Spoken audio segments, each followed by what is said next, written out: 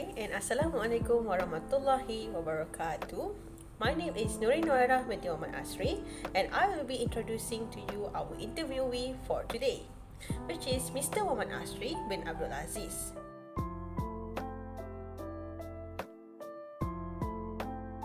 So, let's start with my part of the interview.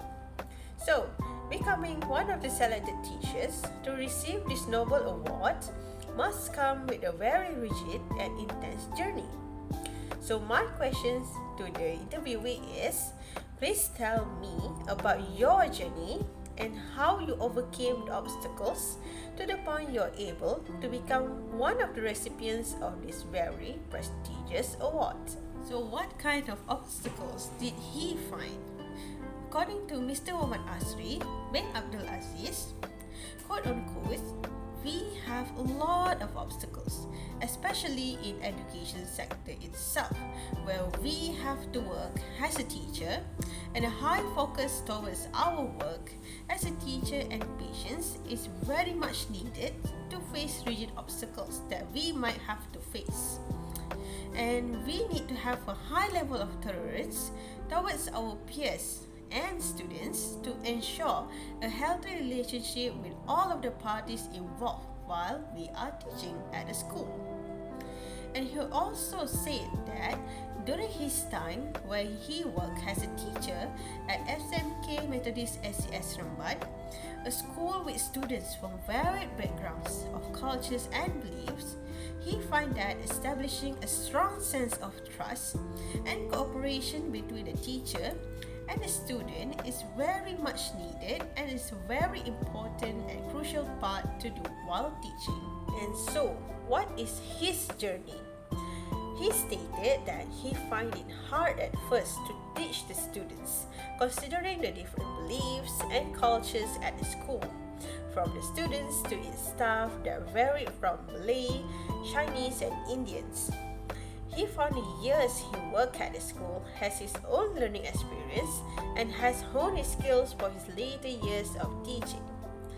He also believed that with strong sense of trust and partnership from both educator and student, a healthy and positive environment could be created to ensure an effective learning outcome.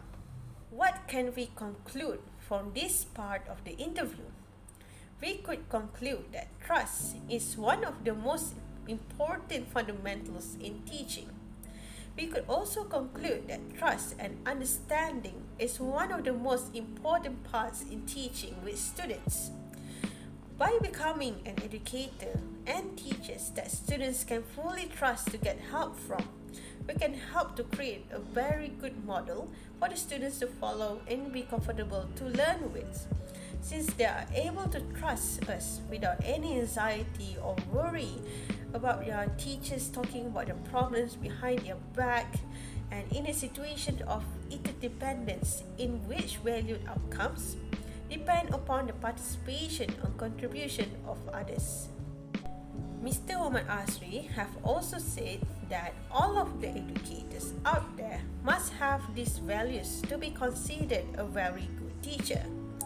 He stated that all of the educators should establish themselves as a trustable and a very open figure towards their students in school, both in primary and secondary school. An educator should be in high spirits while educating their students and shouldn't let their personal problems outside of the classroom intermingle with their job as a teacher. Mixing personal problems with professional lives will only put a strain on the way they act and will create problems on students' view and image towards the teacher.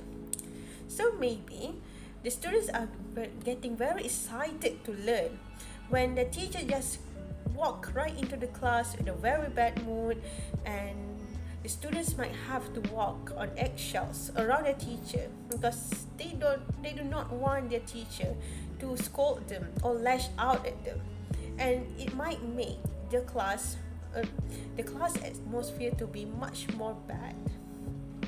And also, a teacher should always have a high level of discipline to deal with students that might have different personality, traits, and temperament at school. So that's my part of the interview. So let's go on to other questions by my group mates. Next up, let's discuss my part of the interview. So, as we all know, the national education philosophy or falsafah pendidikan negara is important because it plays a crucial part in shaping the direction and purpose of one country's education system. So, my question to the interviewee is, based on your experience as an exemplary educator, can you explain the national education philosophy in your own terms and how you are able to infuse or integrate or even implement them during your teaching years? So let's discuss my question. So firstly, we are going to discuss his interpretation of falsafah pendidikan kebangsaan. So, according to his answer, he believes that it is a person who is balanced physically, emotionally, spiritually, and intellectually. So he emphasized the holistic development of individuals, encompassing physical, emotional, spiritual, and also intellectual aspects. And the next one is to produce a highly skilled student. So based from this sentence, we can see that he believed the goal of falsafah pendidikan kebangsaan is to cultivate highly skilled students. So highly skilled students suggest that in order to achieve highly skilled students, it is to adhere a holistic educational framework, which is the falsafah pendidikan kebangsaan, which leads pupil to significant intellectual value. S- So, tie on to the next point, which is pupils who are modeled according to FEK will have high intellectual value. So, he also said that without falsafah pendidikan kebangsaan, this new generation of students will become complacent and lame and will destroy the country's aspiration and future. So, Encik Muhammad Asri fear that without this approach, without falsafah pendidikan kebangsaan, the new generation might lack motivation, which will make them become complacent and lack effectiveness, which will potentially harm the country's future. He also said that teachers need to use teaching strategies, teaching methods, effective teaching approaches according to appropriate pedagogy and formed through falsafah pendidikan kebangsaan. So what he meant is to prevent the students become complacent, the teachers and educators are urged to employ appropriate teaching strategies and methods rooted in the holistic educational model, ensuring a well-rounded development for students all around. So let's move on to the next question, which is implementing falsafah pendidikan kebangsaan in his teaching. So based on Encik Muhammad Asri bin Abdul Aziz answer, quote unquote, the application of falsafah pendidikan kebangsaan in the classroom begins with the formation of good personality. For example, by using good manners in the classroom with students to give students a high moral human capital to follow. So from this we can understand that this involves teaching students good manners and encouraging respectful behavior, fostering positive and respectful classroom environment. So by instilling these values, students develop high moral human capital, which shapes them into responsible and ethical individuals. So he also said that secondly, by applying spiritual elements, for example, practicing the teachings of each religion according to the students in the class, and teaching students not to fight the teacher's words. So from this we can acknowledge that he acknowledged and respect the diverse religious beliefs within the classroom, and he believed that teachers can facilitate discussions about various religion, allowing students to practice their beliefs while promoting understanding and tolerance among the students, among different faiths. And additionally, it involves respect towards the teacher's words, which is emphasized on the importance of discipline and attentiveness in the learning environment, which is what he said, and teaching students not to fight the teacher's words. So, let's discuss and analyze our exemplary educator, Encik Muhammad Asri bin Abdul Aziz answer. For the first question, we can acknowledge his crucial information, which is the holistic development of students. So, uh, to briefly explain, holistic development focuses on nurturing a well-rounded individuals rather than focusing solely on academics. So from this, we can divide them into 5 main points, which is the physical development, emotional development, spiritual development, intellectual development, and also the benefits of the holistic developments. So let's break it down and explain and discuss on the physical development of students. So it encourages regular exercise and physical activities while promoting healthy eating habits and overall fitness. So this supports the development of motor skills and coordination of said students. So next up is the emotional development of students.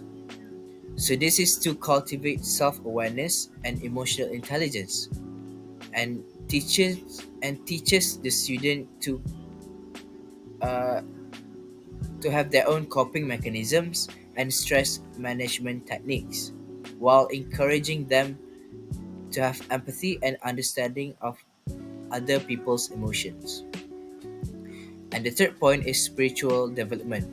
So this allows students to explore their own beliefs, values, and purpose in life, while encouraging them to have a sense of connection to something greater than oneself, which is uh, the student's religion or God, and foster inner peace, mindfulness, and ethical decision making of a student. And the next one is intellectual development. So this development focuses on cognitive skills, critical thinking, and problem solving abilities. This encourages the students to have a curiosity towards something, creativity, and a passion for lifelong learning. So this provides a range of diverse and learning experiences and challenges towards the students. And the last one is the benefits of overall holistic developments. This creates a well-adjusted individual capable of handling life's challenges. This enhances interpersonal relationships and communication skills of students towards other people, while foster a sense of purpose and fulfillment in life. So this prepare the students to contribute positively towards the society and their communities.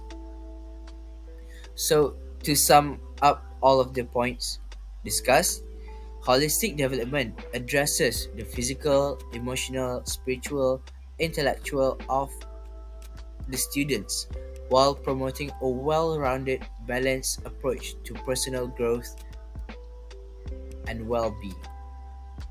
So next up, let's analyze the second question. From this, we can take a look on the overall impact, which can be divided into 3 sections, which is the holistic development, cultivating tolerance, and also creating responsible citizens. From the first section, which is the holistic development, the falsafah pendidikan kebangsaan fosters holistic development by addressing not only academic knowledge, but also moral character, social skills, and spiritual understanding. And the second section, which is the cultivating tolerance, this encourages understanding and tolerance of diverse beliefs, while promoting cultural sensitivity and empathy among the students. And the third section, which is the creating responsible citizens.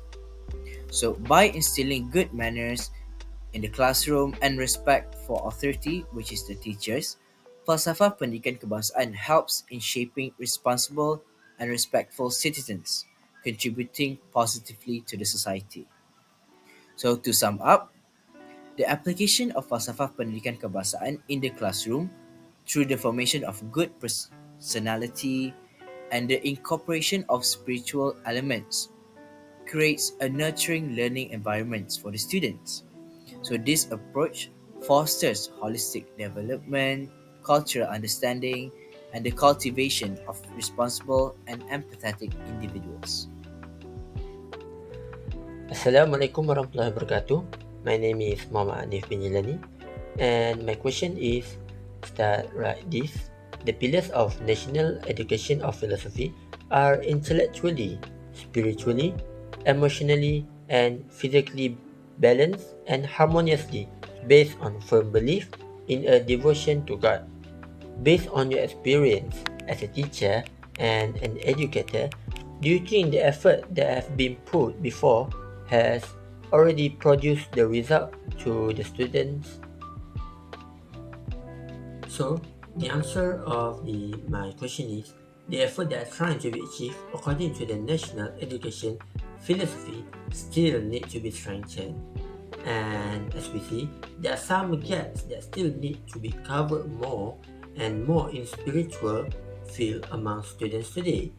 Spiritually is an element and a foundation of religion and needs to be strengthened here and in the soul of the students in order to produce students who are more qualified and ethical. As we see, to produce a more quality student, more effort that need to be put in the education of our education. And the next one is practicing religious order and abandoning what is forbidden. This is what we must do. We must practice our religious order and we must abandon what is forbidden for our religious. These are the ones that we need to take care of. And the last one is, if this part and gaps can be filled, then FPK will be more perfect and effective for our country's education. And if we can go with this answer, we can produce some good student and a quality student for a better future. And the next answer is, I see nowadays that the spiritual aspect among students has become more slowly depleted because it is not given more emphasis in the current learning time. And the next one is, most of them follow the Western culture that does not care about their own value and respect the people around them, and they seem to have lost direction in building the core of themselves. As we can see, the Western culture is a big influence to our students and our youngsters nowadays. We as an educator and as a teacher must produce something to not let them be influenced more of the Western culture. And lastly, and at the same time, demolish the structure of the soul of the community in our country. As you can see, if we let this Western culture get into our life, and we will see the structure of our community will be demolished and will broken, and will let our community will live into a good ways in the future. And finally, I am going to present my part for this interview with Mr. ASRI. So my question went, after everything you went through to receive the award, what have you learned about the integration of the national education philosophy, and is it still relevant nowadays? And from the interview, Mr. ASRI told us that FPK is still relevant and always will be, because it supports and complements each other. Complementing each other meaning they complement what the students needs and support what the students needs. And next, Mr. ASRI also told us that it is the core, goals and strength of our national education system. So meaning FPK is actually the backbone of the national education system, and is pretty vital in order to keep things going smoothly. Moreover, Mr. ASRI also added that FPK is our national education system's effort to produce efficient and competent individuals. So meaning FPK is a guideline for the teachers to mold their students into a person that is desired by the system nowadays. And next, he added, by achieving PASI, physical, emotional, spiritual and intellect, we will produce students who can complete tasks perfectly. I will get into the PASI in the next slide, and I will just skip on to the next point, which is also they will have a good integrity for the future of our glorious nation. Meaning we lack integrity right now, and by implementing FPK in the national education system, we will nurture integrity in every students and ensuring our nation's future safe. Alright, what is PASI, which was mentioned by Mr. ASRI in the interview? So PASI basically is made up of physical, emotional, spiritual and intellect. So what is these aspects that made up PASI? So it is basically what a student needs, what the students need in order to excel in their life. First, we have physical. A good students need to have a very good physicality, a very healthy mind, a healthy body, and yeah, that's basically physical. We need it physical to ensure that any work done can be done perfectly. And next, we have emotional. So a good student needs to have a good control of their emotional well-being, their emotional management, and how they express their emotions. And then we have spiritual. Spiritual is basically an aspect which the students obeying their religions, and by obeying their religions, they are nurturing a sense of integrity, discipline, and many more qualities in themselves. And finally, we have intellect, the minds. Okay, a good students need to have a good intellect, a good sense of knowledge, and a good hunger for knowledge, in my opinion. That is basically PASI in a nutshell. That's all for my presentation. Thank you.